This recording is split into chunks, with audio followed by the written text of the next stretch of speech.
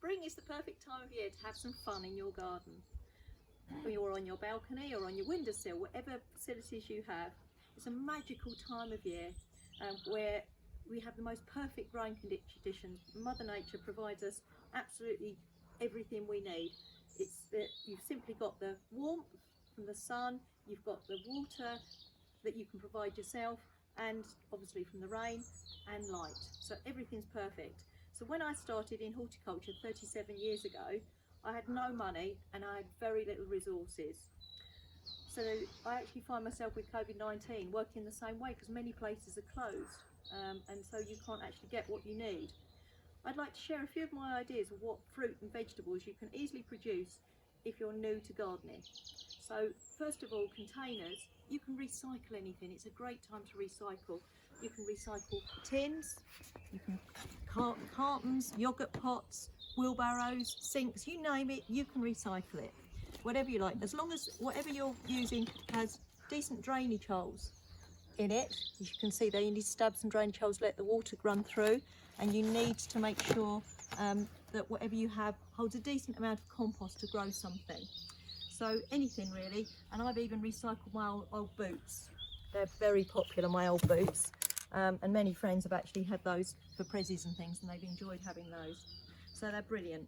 If you can't get compost can be a problem. Online you might be able to get some delivered, but if you can't, you just have to use the broken up soil from your garden. If you can make it nice and fine, the soil from your garden, and if you've got any sand, try and mix it with that. This is the sort of look with your compost that you need. I tend to use about 3/4 soil or compost with a bit of sand. If you haven't got that, don't despair, still have a go. It's always worth a try. If you haven't got seed trays, you can use things like your old food trays, again stab your holes in. And whatever container you use, if you use a big one, try and use some drainage in the bottom as well to stop the holes getting blocked. You can use stones from your garden, or you can use polystyrene, or these are old broken up pots that you can use just to cover the drainage holes to stop them getting blocked. So that's very simple. The seeds that I most like to grow, I'm going to show you seeds now, are things like spinach. Very simple. These are the simple things to grow. You can just keep cutting it and it keeps coming again. You can use things like chard if you want a bit more colour. Again, you eat it like spinach, but you just keep cutting it in the pot and it keeps coming.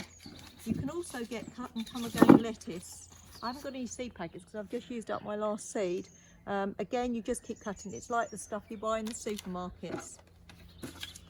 And then you've got the really fast things. If you want something really fast to entertain children, radishes are great because within 5 weeks you can actually be picking and eating these. And even if the kids don't actually like them, they're great to give away to adults. That's part of gardening fun. You've also got things like rocket. They like radishes, and I think that's called rocket because it grows like a rocket. So that's brilliant to use too. Or if you wanted to do something inside, of course, you've got good old cress. I expect many of you know about that. You can grow cress inside on a bed of cotton wool or kitchen roll in the house, and that's up very quickly. You can eat that within a fortnight quite easily. You can also grow things like beans. Beans are really good, and courgettes, but I've separated those two out because you can't plant them outside until the end of May. You need to plant these inside. The other seeds you can plant outside, no problem. But when you're planting beans and courgettes, these are what the seeds look like. So the seeds are actually quite big. So when you're planting these, if you imagine my hand is the seed, instead of planting them flat, the water sits on the top. To give them the best possible results, plant them on their sides and plant them about 3 to a pot. Then at least you'll allow for a couple of failures. And if they grow, then you can obviously split them up and use those too. This is rocket that I planted just about 3 weeks ago, and already it's looking great. It's come through really fast, and it's nearly at the stage where I'm going to be eating it, and I've just put it in an old polystyrene box. So you can just have a go. They're really quick. Just give them a bit of sun and keep them watered and you're away. You've also, with the big seeds, a lot of people plant them in these root liners because they don't like their roots disturbed much. You can grow them in pots, it's not a problem. But if you wanted to make them really happy, you can make your own root liners, because these little root liners here, see, I separate out like that, and so you're basically opening it up when you want to plant them, and the roots are all there and nothing's disturbed. nothing's disturbed, so they don't like root disturbance, so that's the way you do it. But what you can do, cheap, recycle. Get your old loo rolls, fill those full of compost, put it in an old food tray, can you see that there?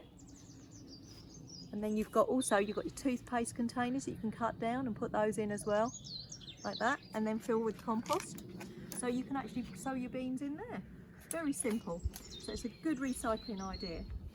The other thing that you can do is when you're sowing your seeds, you must remember to label them, because when they start coming up, they all look the same. For instance, here I've got a cucumber and a courgette, and the leaves look pretty much identical. It's really hard to tell the difference, so make sure that you do remember to label them. The other thing that you can do is, as your seedlings come up and they start to get nice and big, you prick them out. Pricking out simply means taking the little plants and placing them into a bigger pot on their own.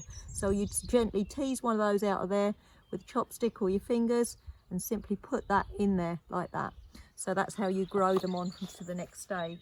The other way you can do it, this is a cheats way, with basil, that is basil in that pot, but if you buy them from the supermarket, they're grown so that there's hundreds of seedlings in a pot, or loads of them anyway, and they actually die quite quickly because they're all rammed in there, so that you go back and buy more. So what you can do is split them into about 3 big lumps and plant them like I have there into a pot. I've got 4 pots of this. And they are growing beautifully, and I'll have enough of pesto and whatever else I want. So you can actually do that, and then they'll last all season long and they won't die. Don't worry if when you first do it they look a bit like that. Put them somewhere shady, and you'll find they'll pick up. But they must be somewhere warm. They need to be inside, and be kept warm to basil. Basil is only good on your window sills, and you can do that with other herbs too. But basil, dill, and coriander all need to be in the warmth all the time. The other thing that you can do is seed potatoes. This is a little trick that my granddad taught me many years ago. You get your potatoes from your drawer if you haven't got any special ones that are prepared from the garden centre, and you put them on egg boxes so they're getting light all the way around, and you can see these shoots that are coming on them. Can you see that lovely shoot on there? Nice shoots on there. Now there's 2 shoots on here. This one has gone far too long. That's one that's come in my drawer. But the shoots, as they come like that, when they're about that long, about 3 centimetres, maybe 1 inch, when you've got several shoots like that, they're ready to plant. The other thing you can do, if you've got a great big potato like that, my granddad taught me this, that he used to do during the war, no, that again is coming back, that we're actually able to use limited resources like they were then, is that if you've got lots of shoots, there's shoots all over this, there isn't yet with this one because it's only just gone out, is to chop it in half, and suddenly you've got 2 potatoes. You've got lots of shoots on both sides, you can actually plant 1 in each bag. If you haven't got big enough containers, don't despair. Get your potato, use an old compost bag. As long as again you've stabbed holes in the bottom, you put a little bit of soil in the bottom, and you get your potato, put it in like that, can you see?